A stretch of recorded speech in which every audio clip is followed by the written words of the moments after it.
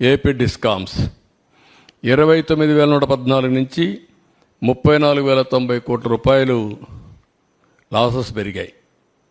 Short term power purchases high కాస్ట్తో కొనడం, ఇక్కడి నుంచి గవర్నమెంట్ ఇవ్వాల్సిన సబ్సిడీస్ ఇవ్వకపోయిన దానివల్ల వడ్డీతో రుణాలు తెచ్చుకోవడం.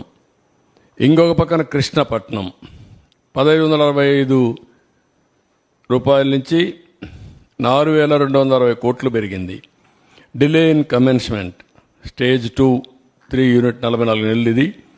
దానివల్ల అడిషనల్గా 2035 రెండు కలిపి 9,618 కోట్లు పెరిగే పరిస్థితికి వచ్చింది.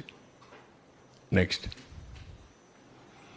అప్పట్లో ఎవ్రీ యూనిట్ మీరు చూస్తే మేమున్నప్పుడు రేటింగ్ అన్నీ ఏ ఉండేటి, క్రిసిల్ కానీ ఏ రేటింగ్ ఏజెన్సీ అయినా ఏలు ఇచ్చేవాళ్ళు. ఇప్పుడు C, B, D, D, C, BC minus all these things వచ్చే కొందికి అడిషనల్ ఇంట్రెస్ట్ 1.1% పెరిగింది. రేటింగ్ దేనికోసం అంటే క్రెడిబిలిటీ. రేటింగ్ బాగుంటే ఇంట్రెస్ట్ తక్కువ ఇంట్రెస్ట్ మనకు రుణాలు ఇస్తారు.